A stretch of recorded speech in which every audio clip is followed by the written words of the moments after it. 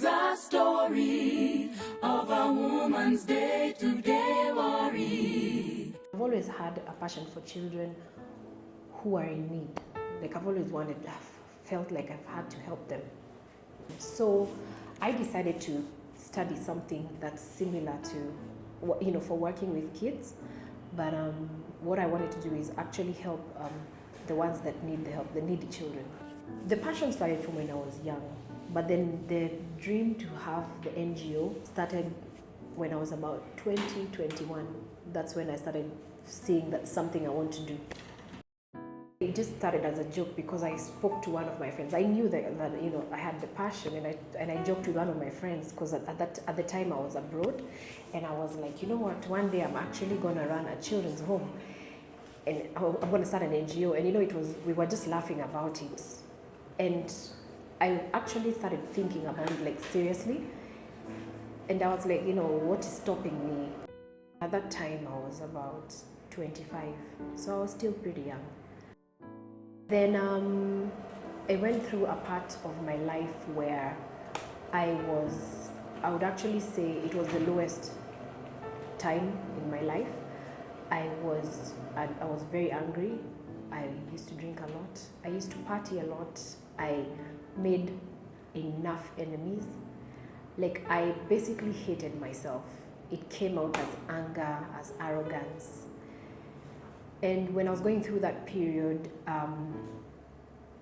I felt empty, like I was at the end of the line. Like I was very angry at my family, my parents, just friends. Like I thought everyone was like, I was very selfish at that time. I used to think the world was about me. My world was about me. And it made me such a miserable person.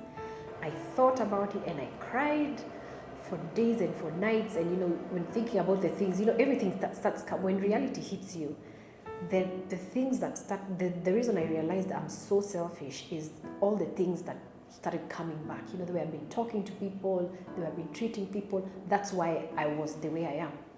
You get what you give out. The very next day I woke up, I spoke to my dad, and I'm like, Dad, I want to do this. And he was so used to the old me. He was in shock. Even my mom was just like, she's gonna mess it up as usual. Actually, we stayed for about a year without getting the first child. As in Adam, but we got everything. I did my research. I was going to visit children's homes, and the ones that are already established. Some of the women were very helpful.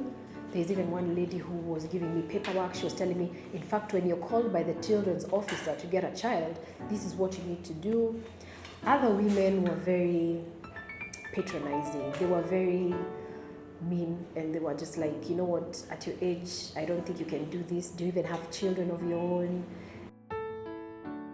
We have ongoing challenges, with the kids, especially when they get sick.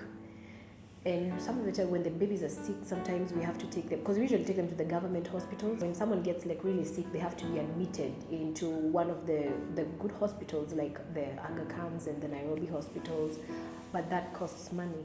And you see, we don't have medical insurance for them, so it becomes a bit of a struggle. Also paying the nannies, the caretakers. When we started, they were volunteers. They used to volunteer. And at that time when we started, the reason they used to volunteer is because we had 3 children. For the longest time, we had 3 kids. And then slowly by slowly, we started growing, and then we had to move to a bigger place.